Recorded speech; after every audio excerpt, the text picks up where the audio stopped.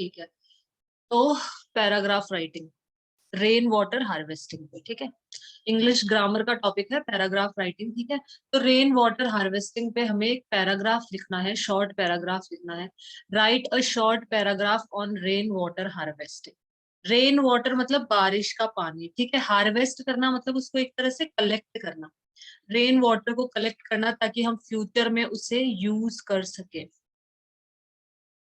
चलो मैं यहाँ से दिखाती भी हूँ इसका मीनिंग हार्वेस्टिंग का, यहाँ से भी।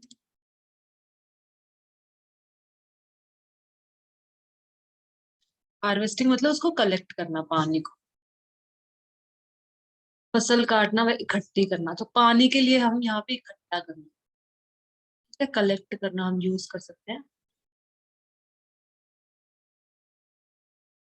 Gather a crop as a harvest, gather करना, ये देखो कलेक्ट करना, ये आ गया ना कलेक्ट करना। तो रेन वाटर हार्वेस्टिंग मतलब रेन वाटर को कलेक्ट करना। रिमूव सेल टिश्यू और ऑर्गन फ्रॉम अ पर्सन और एनिमल फॉर एक्सपेरिमेंट और ट्रांसप्लांट। हार्वेस्ट, कैच और किल एनिमल्स फॉर ह्यूमन कंजम्पशन, ये भी इसके मीनिंग होता है। तो हार्वेस्ट का मतलब हमारा होता है, हार्वेस्ट मीन्स कलेक्ट, तो रेन बारिश का जो पानी है उसको कलेक्ट करना ताकि उसे फ्यूचर में हम यूज कर सके। Rain water harvesting is the psych, ये क्या लिखा है तुमने? Grind. Rain water harvesting is the, पता नहीं क्या लिखा है, नीड ऑफ द डे। ठीक है, जो रेन वाटर हार्वेस्टिंग है वो बहुत मतलब ज्यादा नीड में है, ठीक है। आज के दिन में बहुत आवश्यक है रेन वाटर को हार्वेस्ट करना, रेन वाटर को कलेक्ट करना बहुत ही आवश्यक है, बहुत ही ज्यादा नीड में है, मतलब ये। It is sad that if the third world war is to be fought, it will be fought for water। ऐसा कहा जाता है कि अगर थर्ड वर्ल्ड वॉर होगा ना तो वो पानी के लिए होगा। थर्ड वर्ल्ड वॉर अगर लड़ा जाएगा तो पानी के लिए लड़ा जाएगा, कि मतलब पानी की मतलब एक तरह से कमी हो जाएगी तो पानी के लिए सब लड़ेंगे एक तरह से, ये कहना चाह रहे। तो थर्ड वर्ल्ड वॉर अगर होगा तो वो पानी की वजह से होगा। फाइट की ही ये फॉर्म है, फाइट फॉट फॉट, ठीक है। फाइट की फॉर्म ही है ये। द ह्यूज क्वांटिटी, ह्यूज का मतलब होता है बड़ा, huge quantity of the rain water goes down the drains। बहुत सारी क्वांटिटी रेन वाटर का जो पानी है वो कहाँ जाता है? Goes down the drains, drains मतलब नालियां, जो नालियां होती है वहां पे चला जाता है huge quantity of rain water, ठीक है। एवरी ईयर, हर साल नालियों में बह जाता है बारिश का पानी। Every home, village and every city should have rain water harvesting system. हर घर में, हर गांव में, हर सिटी के अंदर रेन वाटर हार्वेस्टिंग सिस्टम होना चाहिए, मतलब रेन वाटर को कलेक्ट करने का सिस्टम होना चाहिए हर जगह पे। It saves us from floods, ये हमें एक तो फ्लड से बचाता है, ठीक है। जैसे बारिश बारिश होती है तो बारिश के टाइम में तो फ्लड आ जाता है ना, जैसे बहुत ज्यादा तेज बारिश हो जाती है तो देखो रोडें भर जाती हैं और सब कैसे जो व्हीकल्स है वो फंस जाते हैं रोड में, क्योंकि पानी भर जाता है बहुत ऊपर ऊपर तक, ठीक है। तो अगर हम रेन वाटर को अगर हम कलेक्ट करेंगे तो फ्लड भी नहीं आएगा, रोडों पे थोड़ी होकर खर्चा डोलेगा फिर वो। हम उसको अगर हमारे घर में रेन मतलब रेन के पानी को कलेक्ट करने के लिए हम कुछ सिस्टम बना लेंगे और रेन का पानी वहां कलेक्ट हो रहा है तो बह बह के रोडों पे नहीं जाएगा और वहां पे फ्लड वाली समस्या नहीं आएगी। इट सेव्स बेस, सीयर्स एंड ओशंस। तो ये क्या करते हैं, जो बेस मतलब जो खाड़ियां होती है उनको सेव करता है। सीयर्स ओशन फ्रॉम ओवरफ्लोइंग आएगा यहाँ पे, ओवरफ्लोइंग, फ्लावरिंग नहीं आएगा, sorry. Flowing, FLOWING, flowing, overflowing, overflow होने से, जैसे ओशन और रिवर्स। सीयर्स का यहाँ से ओशंस को, रिवर्स को, इनको ओवरफ्लो होने से बचाएगा। अगर हम रेन वाटर को हार्वेस्ट कर लेंगे तो ये सब ओवरफ्लो नहीं हो।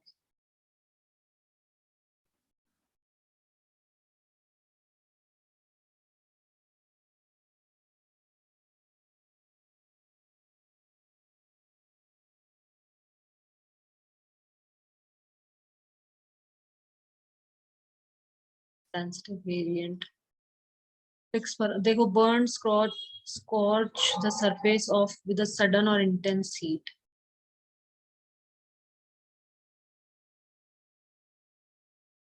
We experience as a sudden burning sensation, high temperature।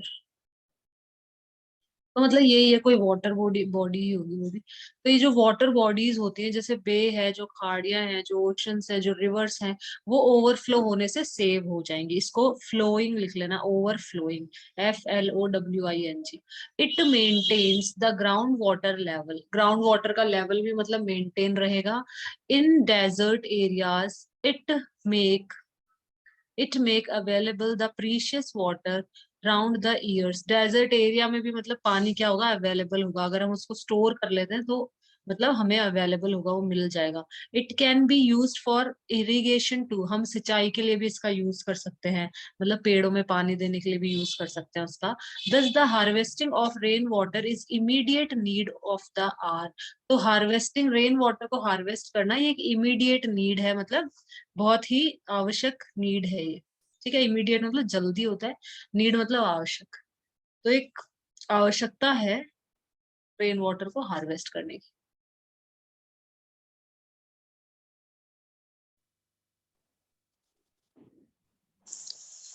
दूसरा हमारा शॉर्ट पैराग्राफ, मतलब पैराग्राफ राइटिंग किस पे है, द इंडिपेंडेंस डे। इंडिपेंडेंस मतलब आजाद, ठीक है ना, स्वतंत्रता। स्वतंत्रता दिवस हम हिंदी में कहते हैं, इंग्लिश में हम कहते हैं independence day. 15 August is very important day. 15 अगस्त बहुत इंपॉर्टेंट डे है अपने लिए। India got freedom on this day, India को फ्रीडम मिली थी 15 अगस्त 1947। ठीक है, 15 अगस्त 1947 को इंडिया को फ्रीडम मिली थी, हमारे देश को आजादी मिली थी अंग्रेजों से। तो ये बहुत ही इंपॉर्टेंट है हमारे लिए। It is a national festival, ये नेशनल पूरे देश का एक तरह से फेस्टिवल है, पूरे देश में मनाया जाता है इंडिपेंडेंस डे, क्योंकि पूरे देश को आजादी मिली थी। The Prime Minister of India host our national flag on the Red Fort। Red fort मतलब लाल किला, लाल किला जो दिल्ली के अंदर है, दिल्ली के अंदर है, ठीक है। तो रेड फोर्ट पे हमारे जो प्राइम मिनिस्टर हैं, प्रधानमंत्री हैं।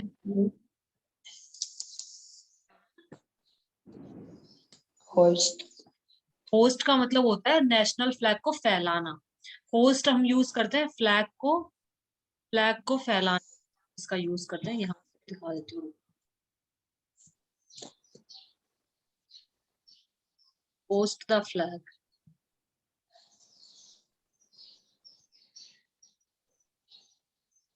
ये देखो।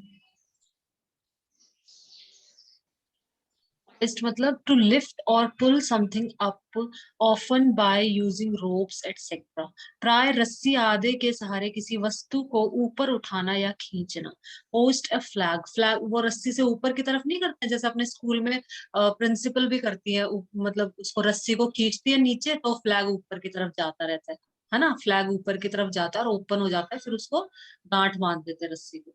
तो इसको बोलते हैं होस्ट करना। फ्लैग को होस्ट करना मतलब to lift or pull something up, किसी को ऊपर ले जाना, वो जो झंडा है वो ऊपर जाता रहता है ना, ऑफन बाय यूजिंग रोप, रस्सी से हम नीचे की तरफ रस्सी को खींचते हैं और झंडा ऊपर की तरफ जाता है, ठीक है। तो उसको बोलते हैं होस्ट।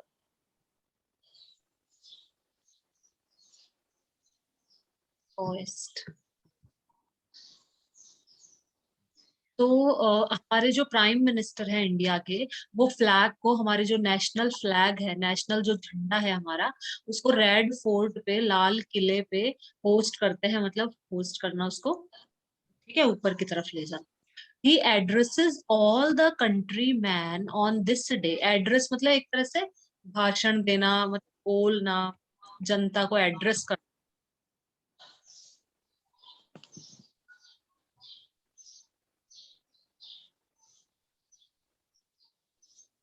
एक तो अपना एड्रेस पता होता है, पता ठिकाना, ये रहा देखो अपना ये वाला है यहाँ पे।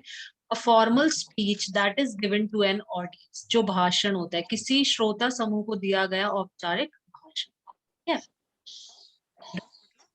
एड्रेस करना मतलब एक तरह से भाषण देना।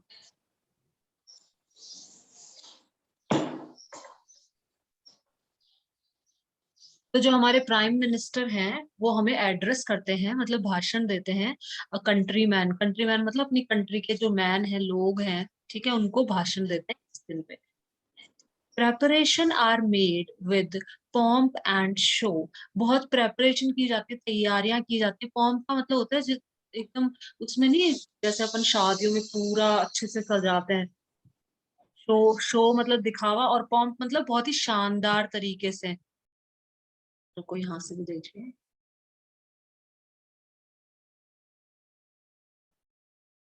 धूमधाम शानदार उसको बोलते हैं, तड़क भड़क ठाट वाट, इन सब इसका मतलब होता है pomp. The impressive nature of a large official occasion or ceremony, किसी बड़े औपचारिक समारोह का तड़क भड़क ठाट बाट। Impressive nature of a large official occasion, जैसे अपना ये लार्ज ही ऑफिशियल ओकेजन एक तरह से बहुत बड़ा ओकेजन है ना, 15 अगस्त सबके लिए। जो 15 अगस्त है वो सभी के लिए बहुत बड़ा ओकेजन है, बहुत बड़ा मतलब दिन है ये। तो इम्प्रेसिव नेचर ऑफ लार्ज मतलब उसके तड़क भड़क ठाट बाट, पॉम्प और शोई तरीके से सब लोग झंडे लेके घूमते हैं, गाने गाते हैं, इसके लिए यूज किया गया है इन पॉम्प और showy words. Ceremony and splendid display, हाँ ये लिख लो, सॉरी। स्प्लेंडेड मतलब शानदार डिस्प्ले करना, सजावट, शानदार सजावट की जाती है, ठीक है। तो स्प्लेंडेड डिस्प्ले लिख लो इसको। पॉम्प मतलब धूमधाम से सजा सजू के रखते हैं सब कुछ, और शो मतलब एक तरह से वही अच्छे से सजाना। Preparation are made with pomp and show, तो जो प्रेपरेशन है वो बहुत ही ठाट बाट से की जाती है और स्प्लेंडेड तरीके से की जाती है सारी। On this independence day our school building was decorated, independence day पे हमारी जो स्कूल की बिल्डिंग है उसके उसको हम डेकोरेट करते हैं, वो हमारा तिरंगा झंडा लगाते हैं, और भी जो भी चीजें वो सब उनसे हम अपने उसको डेकोरेट करते हैं। इनविटेशन कार्ड्स वर सेंट, और इनविटेशन कार्ड्स दिए जाते हैं, पेरेंट्स को दिए जाते हैं, ठीक है। बच्चे डांस भी करते हैं, कुछ प्रोग्राम्स कर लेते हैं, छोटे मोटे सॉन्ग मतलब गाना गा लिया, ठीक है, डांस कर लिया, ठीक है, सिंगिंग डांसिंग इस तरह के प्रोग्राम्स कर लेते हैं, पेरेंट्स को भी इनविटेशन दे देते हैं। Our principal hosted the national flag, हमारे जो प्रिंसिपल है वो नेशनल फ्लैग को होस्ट करते हैं, मतलब झंडे को फहराते हैं। All songs the national anthem, all sing the national anthem, all sing आएगा यहाँ पे, सब गाते हैं, all sing the national anthem, सब नेशनल एंथम गाते हैं अपना, ठीक है। और अपना जो नेशनल एंथम है उसको गाते हैं। The headmaster made a speech, headmaster है वो स्पीच देते हैं। The function was over at 10 AM, all were happy, function 10 बजे ओवर हो गया था, सब हैप्पी थे। तो तुमने कुछ तो ये उसमें लिख रखा है, मतलब प्रेजेंट में लिख रखा है, फिर यहाँ पे तुमने पास्ट में लिख दिया।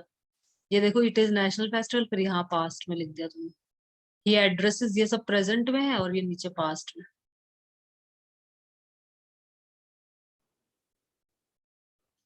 ठीक है, तीसरा हमारा पैराग्राफ राइटिंग है, द विलेज फेयर मतलब गांव का मेला। इसमें क्या है, last Friday I went to visit the village fair, last Friday को, पिछले फ्राइडे को मैं विजिट करने गया, मतलब देखने गया हमारे गांव का मेला, हमारे गांव का मेला देखने गया।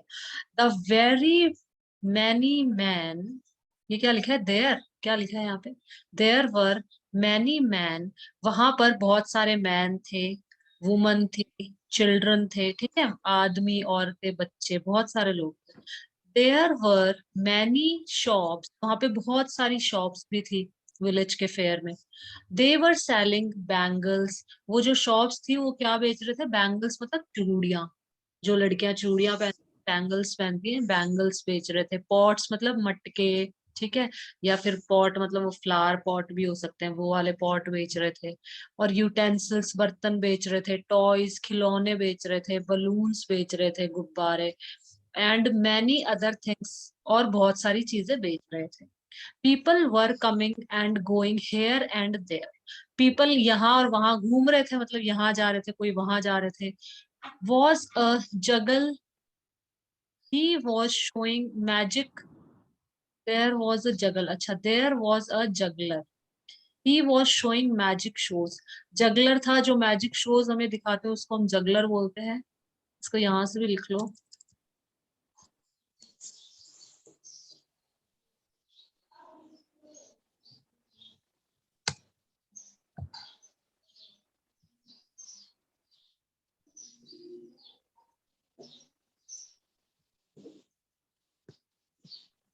आर भी आएगा।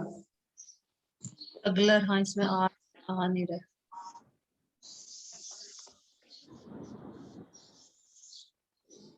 To keep three or more objects such as balls in the air at the same time by throwing them one at a time or catching them quickly.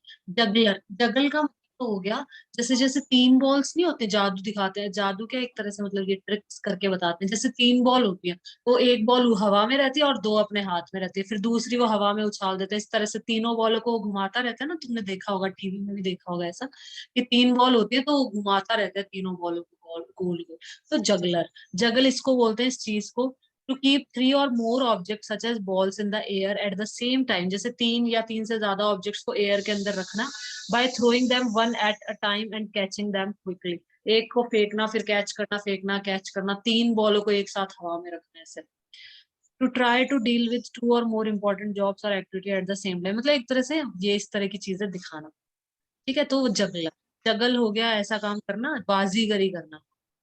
तीन या अधिक गेंद जैसे वस्तुओं को एक साथ एक एक करते हुए फुर्ती से उछालते रहना, बाजीगरी करना, बाजीगरी कह सकते हैं हम इसको, बाजीगरी करना। ठीक है, तो वहां पे जगलर था, वो दिखा रहा था कुछ। तो देयर वॉज अ जगलर, वहां पे एक जगलर था।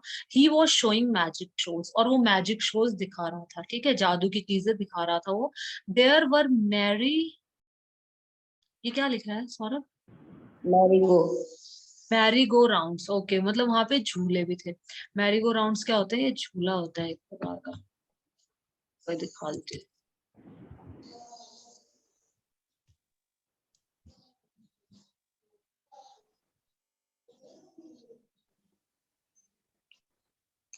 ठीक है, ये झूला होता है। A big round platform that turns round and round and has model animals etc. on it for children to ride on.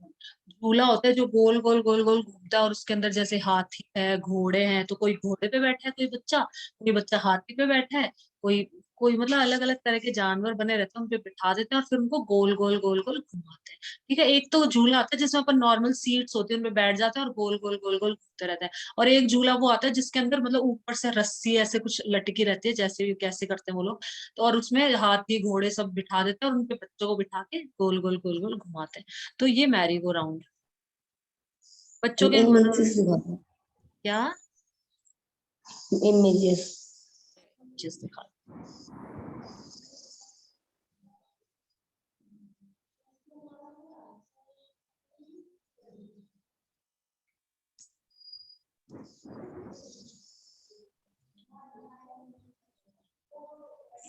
ये ऐसा झूला, ये देखो, ये हाथी घोड़े ऐसे बने रहते हैं, इन पे बच्चों को बिठा देते हैं। ये देख, बच्चों को इस पे बिठा देते हैं। ये भी मैरी गो राउंड ही है, ये वाला भी, ये भी मैरी गो राउंड है। इसमें देखो हाथी घोड़े, फिर उन पे बच्चे बैठते हैं और फिर ये गोल गोल गोल गोल गोल गोल घूमता रहता है। और इसको भी मैरी गो राउंड, ये गोल गोल घूमने वालों को सबको हम मैरी गो राउंड ही बोलेंगे।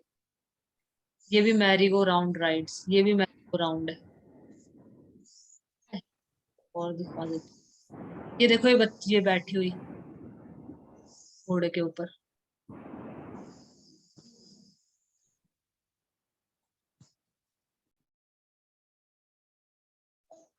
ये देखो, ये दिखा रखा है एक का, ये देखो, ये रहे बच्चे सब, ये बच्चे बैठे। ठीक है, आगे चलते हैं।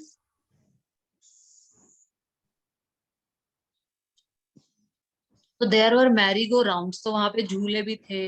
Many peoples and childrens were enjoying, और सब बच्चे लोग और बच्चे सब इंजॉय कर रहे थे, आनंद ले रहे थे, मतलब सब लोग झूलों का और सब चीजों का। ये हमारा फोर्थ है paragraph writing. A scene at the railway platform, railway platform का सीन, सीन मतलब दृश्य। ठीक है, तो रेलवे प्लेटफॉर्म का दृश्य, रेलवे प्लेटफॉर्म, प्लेटफॉर्म जहाँ पे हम खड़े होके रेल का ट्रेन का वेट करते रहते हैं। लास्ट संडे, पिछले संडे को, I went to the railway station, मैं रेलवे स्टेशन गया। To receive my uncle, receive करना मतलब अंकल को रिसीव करने के लिए, अंकल को एक तरह से लाने के लिए। ठीक है, टू रिसीव माई अंकल, को रिसीव करने के लिए गया। The train was too late, train बहुत ही लेट थी। मैं तो टाइम पे चला गया, जैसे 5 बजे आनी थी ट्रेन, लेकिन वो 6 बजे आई ट्रेन, लेट आई, मतलब बहुत लेट आई, तो मुझे 1 घंटा वहां वेट करना पड़ा। सो आई वेटेड देयर, तो मैंने वहां पे वेट किया। 5 बजे आने वाली थी लेकिन 6 बजे आई, तो मैंने 1 घंटे तक मैं प्लेटफॉर्म पे बैठा रहा।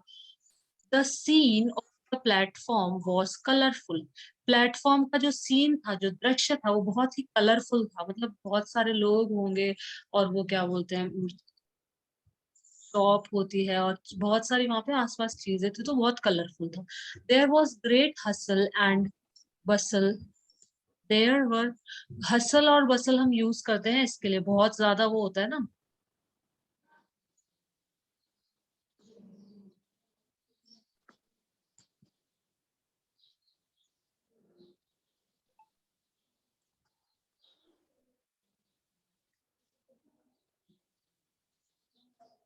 असल मतलब टू पुश और move somebody in a way that is not gentle.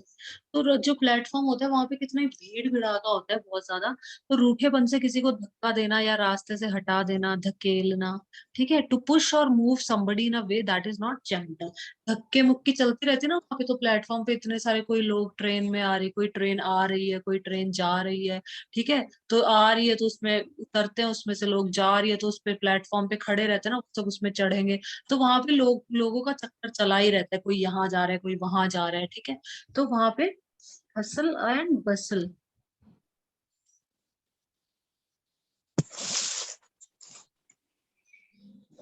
हलचल मचना, ये देखो, शीघ्रता से कहीं ले जाना। और to be full of people, noise और activity. To move in a busy noisy excited way, to make somebody move somewhere quickly, ये वाला लिख लो। To be full of people, noisy and activity, बहुत सारे लोग थे, मतलब फुल ऑफ पीपल, तो प्लेटफॉर्म पे बहुत सारे लोग होते हैं, कोई ट्रेन का वेट कर रहा है, कोई ट्रेन से उतर रहा है, ठीक है।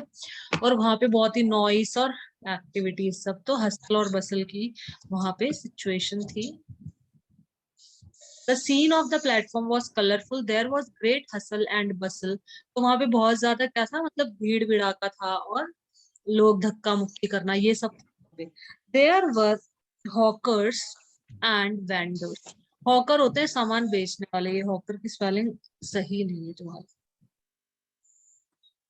हॉकर है, हॉकर और वेंडर्स होते हैं जो सामान बेचते हैं आवाज दे देकर, समोसा ले लो, ये ले लो, इस तरह से बोलते रहते हैं ना, ये है हॉकर की स्पेलिंग। आए नहीं आए बस। फेरी वाले जो होते हैं, समोसा ले लो, ये कुछ और कुछ और कुछ बेचते रहते हैं ना, रेलवे प्लेटफॉर्म पे क्या क्या बेचते रहते हैं वो लोग, तो वो हॉकर्स कहलाते हैं, जो फेरी वाले जो लोग होते हैं, ठीक है। A person who travels about selling goods, typically advertising them by shouting, जो जो ट्रेवल कर करके जा जाके अपना सामान बेचता है, और चिल्ला चिल्ला के, गरम गरम समोसे, चाय ले लो, गरम गरम समोसे ले लो, इस तरह से चिल्लाते रहते हैं ना, ब्रेड ले लो, फिश ले लो, तो ये हॉकर्स। और वेंडर्स भी वही होता है, वेंडर मतलब जैसे अपना जो वेजिटेबल वेंडर होता है, सब्जी बेचने वाला। पर्सन और company offering something for sale, specially a trader in the street, जो गलियों में बेचते रहते हैं। A person who is selling something, बेचने वाला व्यक्ति, वेंडर, तो जैसे अपना वेजिटेबल बेचने के लिए अपन को आता है ना ठेली पे लेके, तो वो सब वेंडर बोलते हैं उनको, ठीक है, वो सब क्या है, वेंडर है, जो बेचने वाले होते हैं उनको वेंडर बोलते हैं। और हॉकर, हॉकर जो चिल्ला चिल्ला के करते हैं, समोसा ले लो, समोसा, गरम गरम समोसा ले लो, पापड़ ले लो, ये ले लो, आम ले लो, ये ले लो, इस तरह से बेचते रहते ना, तो वो सब हॉकर्स और वेंडर्स वहां पे थे। देयर वर हॉकर्स, आई हटा लेना सौरभ यहाँ से, there were hawkers and vendors, तो वहां पे हॉकर्स थे, वेंडर्स थे, मतलब सामान बेचने वाले, और चिल्ला चिल्ला कर बेचने वाले। तो दे वर सेलिंग मैनी थिंग्स, वो बहुत सारी चीजें बेच रहे थे। सम पैसेंजर्स, पैसेंजर्स जो ट्रेवल करते हैं ट्रेन के अंदर, ठीक है, तो जो पैसेंजर्स बाहर प्लेटफॉर्म पे खड़े थे, वेट कर रहे थे ट्रेन का, ट्रेन आएगी आएगी, है ना, और कुछ लोग थे जो ट्रेन से उतरे भी होंगे, कोई ट्रेन आई होगी तो उससे उतरे होंगे लोग, तो पैसेंजर्स मतलब यात्री। तो some passengers were sitting on the benches, तो कुछ यात्री थे, पैसेंजर्स थे जो कि बेंचेस पे बैठे हुए थे। And some on their luggage, और कुछ अपने लगेज पे बैठे हुए थे, बेंचेस इतनी नहीं होती ना प्लेटफॉर्म में, तो इतने सारे लोग होते हैं, तो सबके लिए तो बेंचेस होती नहीं है, कुछ जिसने पहले ले ली वो बैठ जाता है बेंचेस पे, और बाकी अपने लगेज मतलब जो उनका सामान होता है, बक्से होते हैं, उसी के ऊपर बैठ जाते हो। There were some tea stalls. T की स्टॉल थी, स्टॉल मतलब वही होती है टी चाय की, मतलब दुकानें एक तरह से, स्टॉल्स थी, टी की stalls. The train arrived, train आई, और there was a great noise. तो बहुत, जब ट्रेन आती है तो कितना शोर होता है ना, पहले आवाज सीटी मारती है और फिर इतने शोर से आती है, छुक छुक छुक छुक ऐसे करती हुई शोर करती हुई। तो बहुत सारी नॉइस थी, मतलब बहुत शोर था। आई सॉ माई अंकल, मैंने अपने अंकल को देखा, एंड वेंट टू हिम, और मैं उनके पास गया। We hired a taxi, hire करना मतलब किराए पे लेना, ने एक टैक्सी को हायर किया, मतलब टैक्सी को किराए पे ली, एंड रिटर्न होम, और हम हमारे घर चले गए। तो ये यहाँ पे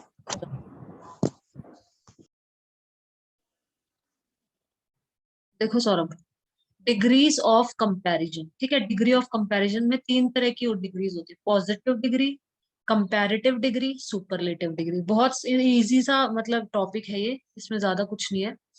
तो पॉजिटिव डिग्री, जब हम किसी एक इंसान की बात कर रहे हैं, एक इंसान की सिर्फ, जैसे Saurabh is a bright student, ठीक है, तो तुम्हारे अकेले की बात कर रहे हैं तो bright, Saurabh is a bright student, बहुत ब्राइट बच्चा है ना।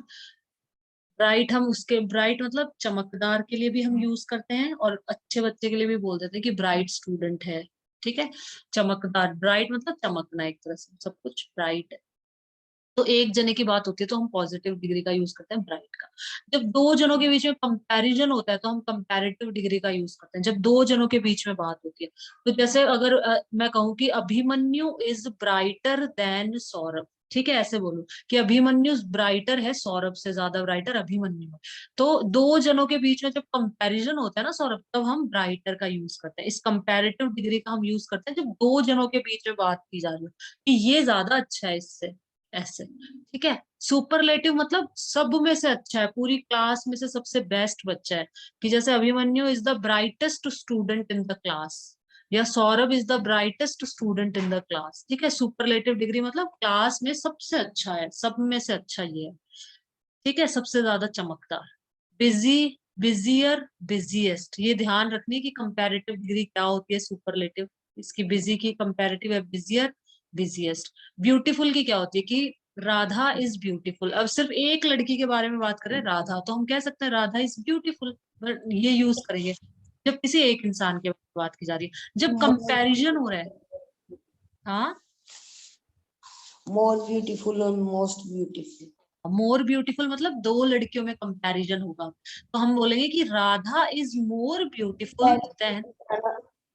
हम कंपैरेटिव में है ना वो सेंटेंस वो जो है ना उसके लिए डैश होगा ना उससे पहले देन लग जाएगा। देन लग जाएगा, THAN वाला देन लगेगा, EN वाला नहीं लगाना है, THAN, ठीक है। यहाँ पे हम यूज करते हैं, यहाँ पे हमेशा हम किस देन का यूज करते हैं, THAN वाले देन का। दो देन होते हैं तो इसका यूज करना है, इस वाले देन का, कंपेयर करते टाइम, कंपैरिजन में इस देन का यूज होता है हमेशा, ठीक है, ये ध्यान रखना है। और आगे चलते हैं, और देखो, तो हम कह सकते हैं जैसे राधा और सीता दो में कंपैरिजन कर रहे हैं, तो हम कह सकते हैं Sita is more beautiful then Radha, Sita ज्यादा ब्यूटीफुल है राधा से, ठीक है, दो लड़कियों में कंपैरिजन कर दिया। अब बहुत सारी लड़कियां हैं तो हम बोले कि Sita is the most beautiful, Sita सबसे ब्यूटीफुल है सारी लड़कियों में से, जो भी चार पांच लड़कियां बैठी हैं या 10 बैठी हैं या 20 बैठी हैं, सब में से सीता इज मोस्ट ब्यूटीफुल है, सीता सबसे ज्यादा ब्यूटीफुल है। और सुपरलेटिव डिग्री के साथ में हम हमेशा द का यूज करते हैं, Saurabh is the brightest, the बोलेंगे हमेशा, सौरभ इज द बिजिएस्ट। और भी देख लेते हैं, इनकी फोटो क्लिक करना चाहो तो कर सकते हो, फोटो क्लिक। और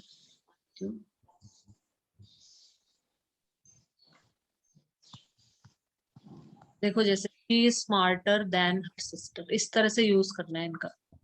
शी इज मोर चीयरफुल, लेकिन इसके लिए पता होना चाहिए कि चीयरफुल का कंपैरेटिव होता क्या है, मोर चीयरफुल, मोस्ट चीयरफुल। हैंडसम का मोर हैंडसम, मोस्ट हैंडसम, ठीक है। स्मार्ट का मोर स्मार्ट, मोस्ट स्मार्ट। ये सारे मतलब ये सारे याद ध्यान रखने।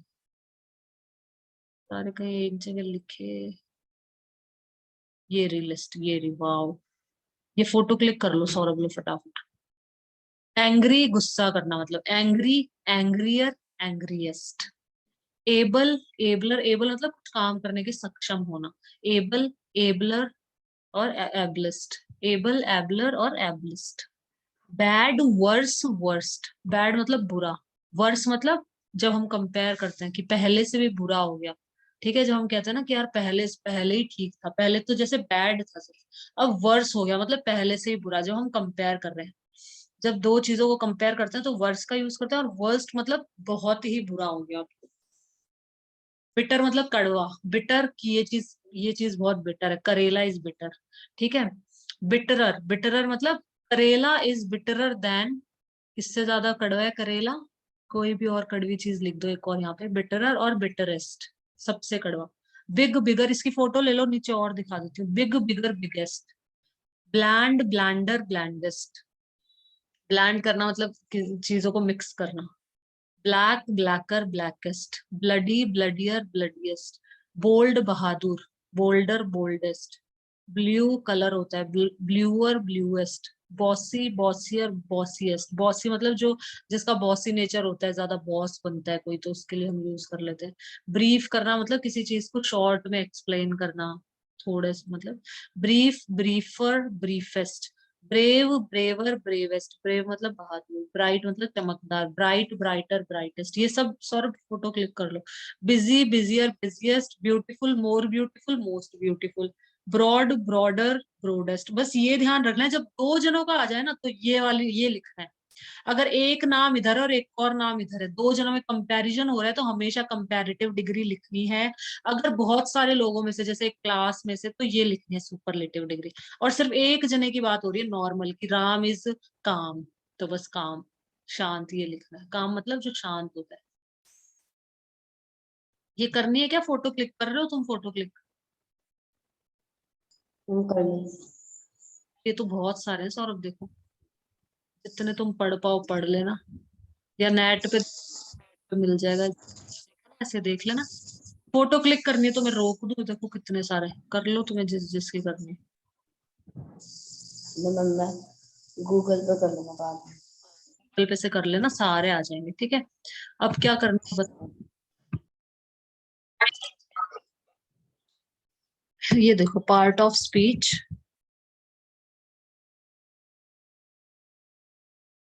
पार्ट ऑफ स्पीच, स्पीच मतलब जो अपन बोलते हैं, जैसे अपन कोई भी सेंटेंस बोलते हैं, कुछ भी बोलते हैं अपन, तो उसके अंदर क्या क्या चीजें यूज आती है, मतलब उसमें हम नाउन भी होता है, उसमें वर्ब भी होता है, उसमें प्रोनाउन भी होता है, कई सारी चीजें होती है। तो वो सब जो भी स्पीच के अंदर जो भी चीजें होती है, जैसे वो नाउन हो गया, प्रोनाउन हो गया, वर्ब हो गया, ठीक है, एडवर्ब हो गया, एडजेक्टिव हो गया, ये सब पार्ट ऑफ स्पीच के अंदर आते हैं। एडवर्ब हो गया, ठीक है।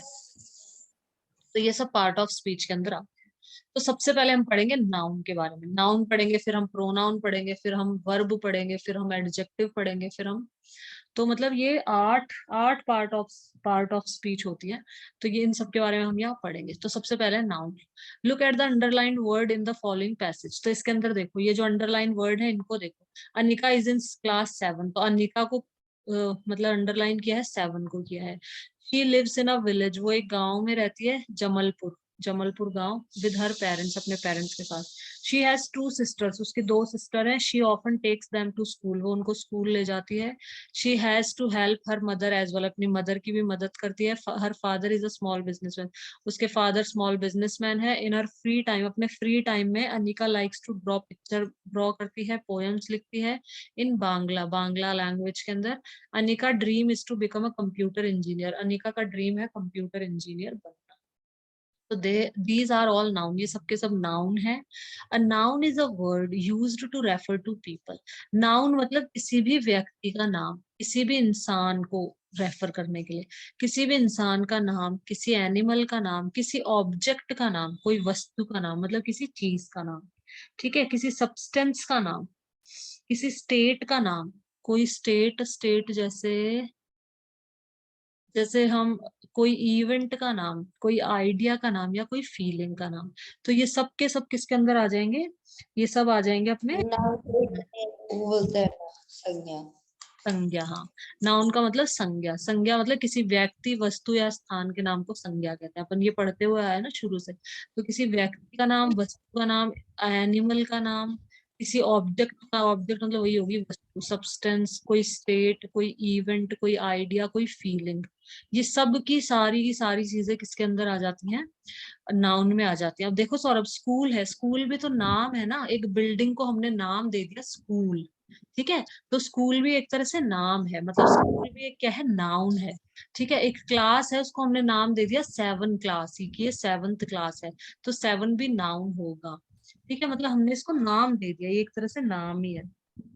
विलेज, ये सब नाम है, ठीक है? तो अब नाउन दो तरह के होते हैं, काउंटेबल नाउन और अनकाउंटेबल। काउंटेबल जिनको हम काउंट कर सकते हैं, the nouns which can be counted are countable, those which can not be, तो वो अनकाउंटेबल के अंदर आ जाते हैं। तो हमें वैसे तो पार्ट ऑफ स्पीच में सिर्फ नाउन ही आएगा, फिर वो नाउन के पार्ट्स आ जाएंगे पूरे, और आगे पढ़ना होगा तो। Read the following sentences and say whether the underline nouns are countable. अब ये बताना है कि ये काउंटेबल है कि अनकाउंटेबल है, ठीक है?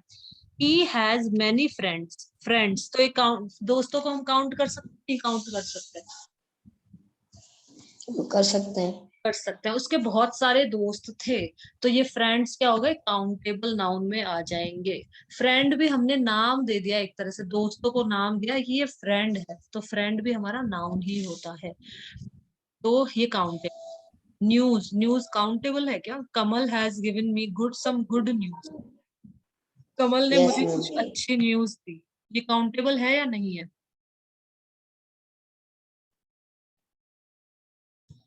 मैम है।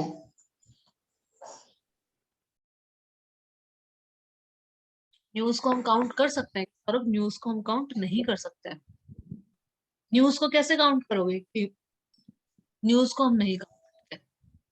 कमल has given me some good news, उसने मुझे कुछ गुड न्यूज दी, ठीक है? Urmi borrowed some books from the library, Urmi ने कुछ बुक्स, तो बुक को हम काउंट कर सकते हैं, बुक्स को। Yes ma'am. From the library, library में से उसने क्या दी, हमें बुक दी, ठीक है? तो ये काउंटेबल आ जाएंगे।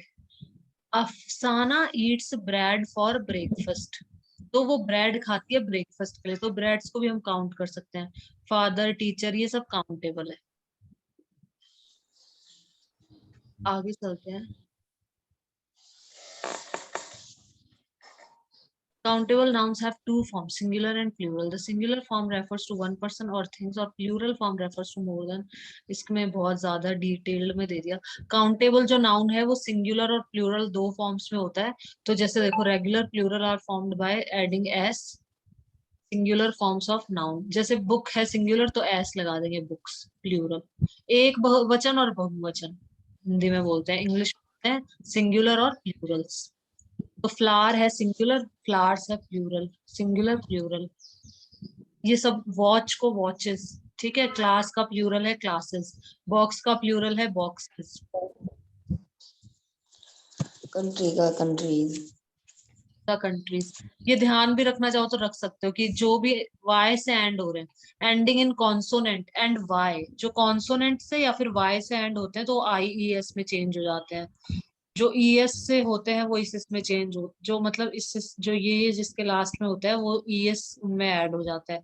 जैसे अगर लास्ट में एस एस हो, जैसे एस एस एरा, सी एच हो, सी एच एरा, इतने वैसे कौन ध्यान रखता है, अपन डायरेक्ट ही ये ही याद कर देते हैं। वॉच का होता है वॉचेस, क्लास का होता है क्लासेस, बॉक्स का होता है बॉक्सेस, विक्ट्रीज, तो ये सब दिखा रखे हैं, ठीक है? बॉय का बॉयज, डे का डेज, की का कीज, चाइल्ड का चिल्ड्रन, फुट का फीट, माउस का माइस। एक चूहे को बोलेंगे माउस, और बहुत सारे चूहे होंगे तो उनको बोलते हैं माइस।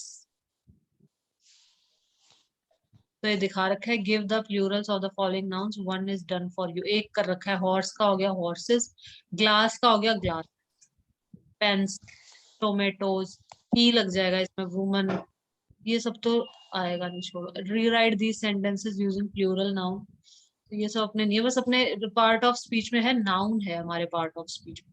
अब दूसरा प्रोनाउन, प्रोनाउन क्या होता है? जो नाउन को रिप्लेस कर देता है, नाउन की प्लेस पे जिसको हम यूज करते हैं उसको हम कहते हैं प्रोनाउन।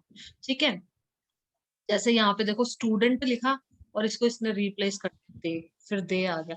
जैसे राम इज गोइंग तो हमने लिख दिया ही इज गोइंग, तो ही क्या हो गया? प्रोनाउन। ठीक है, जो संज्ञा के स्थान पे यूज किया जाता है उसे हम प्रोनाउन कहते हैं। इंग्लिश में हम कह सकते हैं the word which replaces noun is known as pronoun. जो नाउन को रिप्लेस कर दे तो वो क्या कहलाएगा? प्रोनाउन कहलाएगा। जैसे ही, शी, इट, दे, ये सब प्रोनाउन हो जाते हैं। इन सबको हम बोलते हैं सर्वनाम, प्रोनाउन। इंग्लिश में बोलते हैं प्रोनाउन और हिंदी में कहते हैं सर्वनाम। जो संज्ञा के स्थान पे आते हैं उनको हम प्रोनाउन कहते हैं, सर्वनाम कहते हैं। तो बस सिंपल सा है ये भी, जैसे I, you, she, they, we, it, who, nobody, ये सब प्रोनाउन में आ जाता है। अब प्रोनाउंस की भी फॉर्म दिखा रखी है इसने अलग अलग। These are called personal pronouns. Let us learn more about personal pronouns. Pronouns have three forms, subjective, objective and possessive. ये अपन ने उसमें भी पढ़ा था। सब्जेक्टिव में ये इस तरीके के आ जाएंगे सारे, I, we, you, they, he, she, it. Object में मी, अस, यू, ये अपन जो लास्ट में यूज करते हैं। पॉजिटिव, जैसे पॉजिटिव वो होता है कि जिसपे अपना अधिकार है, कि this is my bag, this is our bag, this is your bag, this is their bag, this is his bag, her bag, its bag, ऐसे ये पॉजिटिव हो जाते हैं। तो ये इतना डिटेल में नहीं आएगा, बस पार्ट ऑफ स्पीच में ये आएगा कि व्हाट इज प्रोनाउन, प्रोनाउन क्या होते हैं, और उससे रिलेटेड क्वेश्चन आ सकते हैं। ठीक है, ये सब हटा दो, अब आगे चलते हैं। एडजेक्टिव, तीसरा पार्ट ऑफ स्पीच होता है एडजेक्टिव। एडजेक्टिव का मतलब होता है विशेषण, हिंदी में हम कहते हैं विशेषण। एडजेक्टिव वो होता है जो किसी भी नाउन की या फिर प्रोनाउन की विशेषता बताता हो, मतलब उसको डिस्क्राइब करता हो। ठीक है, किसी नाउन उसके को, बारे जैसे में उसके क्या बारे में कैसी बता, चीज। यस, वो कैसा है। नाउन या प्रोनाउन के बारे में बताने वाले को हम कहते हैं एडजेक्टिव। जैसे यहाँ पे देखो, Sharmin is a pretty girl, तो शर्मिन के बारे में बता रहे हैं। शर्मिन क्या है? यहाँ पे नाउन है, इसके बारे में बता रहे हैं कि ये प्रिटी है, बहुत ही प्रिटी लड़की है ये। तो प्रिटी क्या हो गया? एडजेक्टिव हो गया। अवर लाइब्रेरी, तो लाइब्रेरी हमारा क्या है? नाउन है एक तरह से। लाइब्रेरी एक बिल्डिंग का नाम, मतलब एक रूम का नाम दे रखा है ना उन्होंने कि ये लाइब्रेरी है, ये रूम। तो लाइब्रेरी हो गया नाउन। तो नाउन के बारे में बता रहे हैं कि लाइब्रेरी कैसी है? बिग है, बड़ी है। तो ये हो गया एडजेक्टिव। यहाँ पे बिग क्या है? एडजेक्टिव है। ये कैमरा के बारे में बता रहे हैं कि कैमरा कैसा है? डिजिटल कैमरा है। तो डिजिटल यहाँ पे क्या हो गया? एडजेक्टिव। एडजेक्टिव उसे कहते हैं जो नाउन या प्रोनाउन को डिस्क्राइब करता है या उनकी क्वालिटीज को बताता है। ठीक है, a word which describes or tell the qualities of noun और प्रोनाउन, उनके बारे में उसको डिस्क्राइब करें, उनकी क्वालिटी को, या उसके बारे में बताए, तो उसको हम, जो नाउन और प्रोनाउन को क्वालिफाई करता है। ठीक है, तो यहाँ पे डेफिनेशन होगी, the word pretty, big, digital describes girl, library and camera, तो these words are called adjective, तो इनको हम कहते हैं और adjective।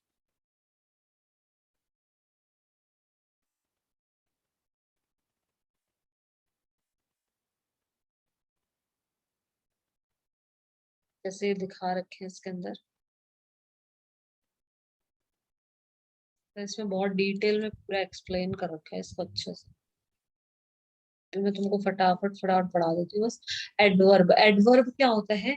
जो नाउन, प्रोनाउन और एडजेक्टिव या वर्ब, एडवर्ब वैसे तो वर्ब की विशेषता बताता है मेन, जो वर्ब होता है ना वर्ब उसकी, लेकिन ये वर्ब को और एडजेक्टिव दोनों की विशेषताएं बताता है। जो एडवर्ब होता है वो वर्ब के बारे में बताएगा। एक तो वर्ब मतलब क्रिया, की काम कैसे हो रहा है, रेगुलरली काम हो रहा है जैसे।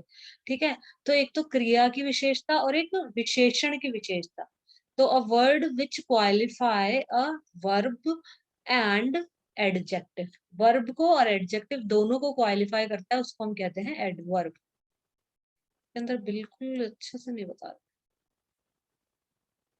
ये लिखा देखो, adverbs usually modify verbs, verb को मतलब बताएगा, but they often modify adjective, noun, other adverbs and whole phrase of a or a sentence. ये मेनली तो वर्ब की बताता है, लेकिन ये एडजेक्टिव की भी विशेषता बता देता है, नाउन की भी बता देता है, जो एडवर्ब है दूसरे एडवर्ब की भी बता देता है। तो इन सब की विशेषता बताता है। जैसे क्वाइटली, सिट क्वाइटली, बैठ जाओ, कैसे बैठ जाओ, क्वाइटली बैठ जाओ। तो यहाँ पे वर्ब, सिट के बारे में बताना है कि कैसे बैठा है, वो क्वाइटली बैठा हुआ है। तो ये सारी चीजें जो वर्ब को बता रही है। यहाँ पे देखो एडजेक्टिव को, to modify an adjective, quite क्या है यहाँ पे, एडजेक्टिव हो गया। सैयद वॉज क्वाइट, सैयद मतलब ये लड़का है, बहुत शांत लड़का है। तो इसके बारे में बता रहे हैं ना, नाउन के बारे में बता रहे हैं कि ये सैयद क्या है, बहुत ही क्वाइट है, बहुत ही शांत लड़का है। तो ये एडजेक्टिव है। एडजेक्टिव की भी जो विशेषता बताए, जो एडजेक्टिव को भी मॉडिफाई कर रहे हैं, जो एडजेक्टिव की क्वालिटी बता रहे हैं कि रेदर क्वाइट, तो ये मतलब इसमें रेदर क्या हो गया हमारा, एडवर्ब, जो एडजेक्टिव को भी डिस्क्राइब कर दे, क्वालिफाई कर दे।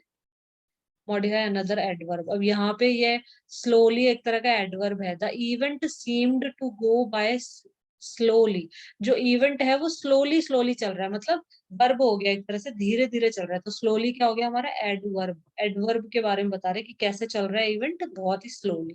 तो ये एडवर्ब है। एडवर्ब को भी डिस्क्राइब कर देना, एडवर्ब की भी क्वालिटी बता देना। तो ये एडवर्ब को और डिस्क्राइब कर रहा है कि इनक्रेडिबली स्लोली, ठीक है, कि बहुत ही, उससे बहुत ही ज्यादा स्लोली चल रहा है। तो ये an adverb comes after a verb, it is usually a word but sometime a group of words modify a verb। तो एडवर्ब यही होता है, एडवर्ब बता दिया। अब एडजेक्टिव हिंदी में क्या बोलते हैं? एडवर्ब को, एडजेक्टिव को तो हम बोलते हैं विशेषण, एडवर्ब को हम बोलते हैं क्रिया विशेषण। अब देखो एडवर्ब को, एक मिनट को सर कहाँ से देख,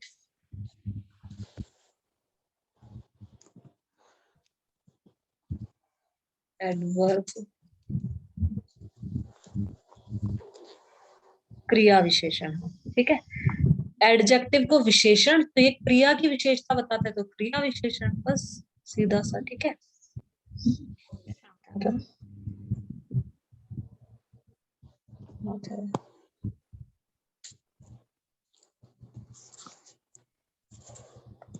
प्रीपोजिशन, प्रीपोजिशन क्या होते हैं, जो देखो these words are called preposition। A preposition is followed by a noun or its equivalent। preposition के जस्ट बाद या तो नाउन आएगा, हाँ, एडवर्ब मीन्स उसमें है ना किसी भी चीज का है ना बताता है कि ये है ना ये कर रहा है।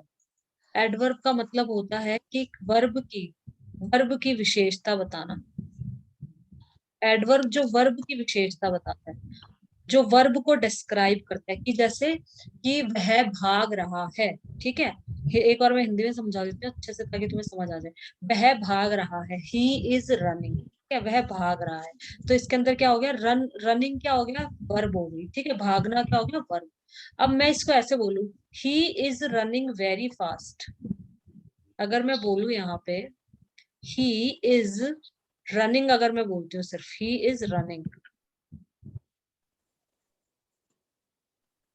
तो मैम उसमें है ना पूरा वेरी फास्ट पूरा आ जाएगा। हाँ, इसमें रनिंग तो हो गया वर्ब, भागना, कि वो क्या कर रहा है, भाग रहा है। तो ये तो क्या हो गया हमारा, वर्ब हो गया, सिर्फ ये क्या है, सिर्फ वर्ब है। वर्ब की विशेषता बताए, अगर मैं ऐसे बोलूं इसको कि ही इज, अगर मैं यहाँ ऐड कर दूं, ही इज, सॉरी यहाँ ऐड कर देती हूँ, ही इज रनिंग फास्ट। अब रनिंग के बारे में बता रहे हैं कि वो कैसे भाग रहा है, तेज भाग रहा है। तो ये फास्ट क्या हो गया हमारा, एडवर्ब। फास्ट क्या हो गया, एडवर्ब, एडवर्ब हो जाएगा फास्ट, क्योंकि ये वर्ब के बारे में बता रहा है, वर्ब को डिस्क्राइब कर रहा है कि ही इज रनिंग फास्ट, वो तेज भाग रहा है। या फिर मैं लिखूं ही इज रनिंग स्लोली, तो स्लोली क्या हो जाएगा, एडवर्ब हो जाएगा, वो धीरे धीरे भाग रहा है। ही इज ईटिंग स्लोली, वो धीरे धीरे खा रहा है। तो ही इज ईटिंग, ईटिंग तो हो गया वर्ब, ईट मतलब खाना, मतलब वर्ब हो गया, क्रिया, कोई भी क्रिया करना, कोई भी काम करना, खाना पीना उठना बैठना भागना दौड़ना, सब कुछ वर्ब होता है, सब कुछ। जो हम कोई भी काम करते हैं तो उसको हम बोलते हैं वर्ब, क्रिया, ठीक है। अब उस क्रिया की जो विशेषता बताए, उस क्रिया के बारे में बताए कि ये बहुत ही धीरे धीरे खा रहा है वो खाना, ठीक है। तो धीरे धीरे, वो slowly, he is eating slowly, तो स्लोली क्या हो जाएगा, एडवर्ब। जो वर्ब की विशेषता बताता है, वर्ब के बारे में बताता है कि जो काम है वो कैसे हो रहा है, तो उसको हम बोलते हैं एडवर्ब। उसको एडवर्ब कहा जाता है। ठीक है। और सिर्फ एडवर्ब सिर्फ वर्ब की विशेषता नहीं बताता है कि सिर्फ वर्ब की ही बताएगा, ऐसा नहीं होता है। एडवर्ब वर्ब की भी विशेषता बता सकता है, जो कोई एडजेक्टिव है पहले से, कि कोई मैन है वो ऑनेस्ट है, तो ऑनेस्ट की भी विशेषता बता देगा कि वेरी ऑनेस्ट, कि बहुत ही ऑनेस्ट है। तो जो एडवर्ब होता है वो वर्ब की भी विशेषता बता सकता है, और एडजेक्टिव की विशेषता भी बता सकता है। इसमें देख लेते हैं एक बार, उसमें ढंग से इतना डेफिनेशन ही नहीं दे रखी उसके अंदर। मैं देख,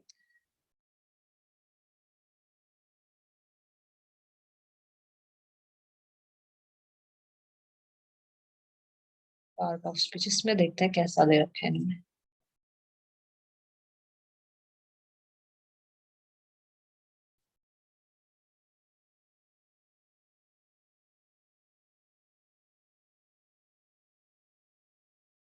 डेफिनेशन तुम यहाँ से लिखते जाना फटाफट।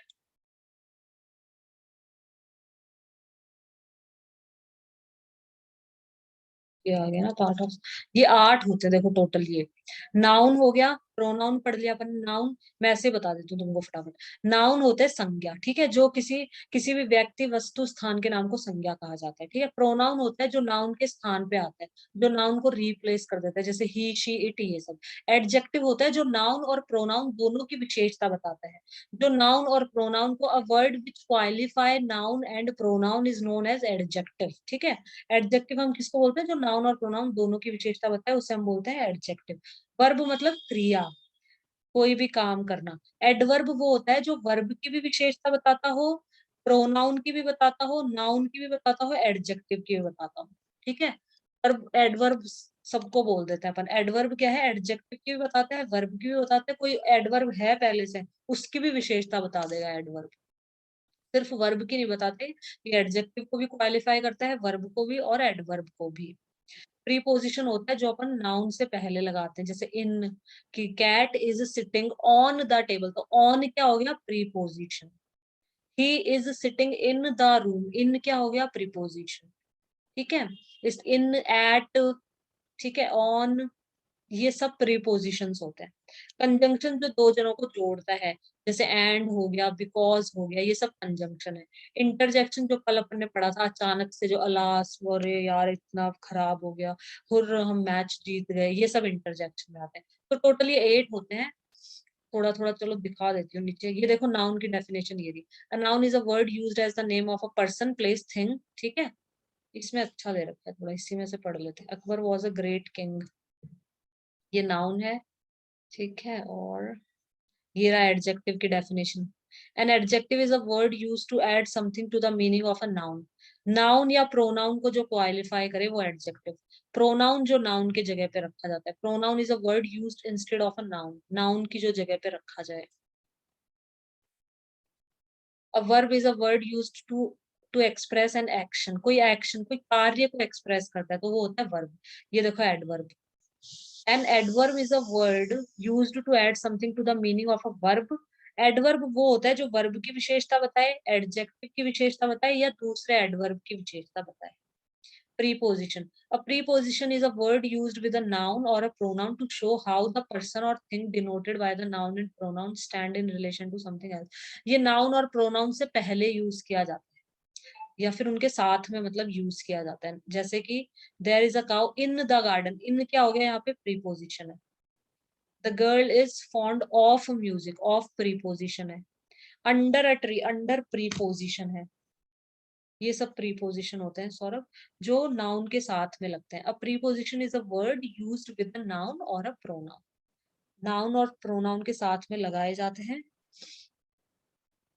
जो रिलेशन बताते हैं पूरे सेंटेंस, मतलब अदर वर्ड्स के साथ में रिलेशन बताते हैं। कंजंक्शन जोड़ने वाले वर्ड्स, जैसे एंड, बट, इनसे हम जोड़ देते हैं ना दो वर्ड्स को या दो सेंटेंसेस को। इंटरजेक्शन जैसे हुर, ये इंटरजेक्शन वाले होते हैं।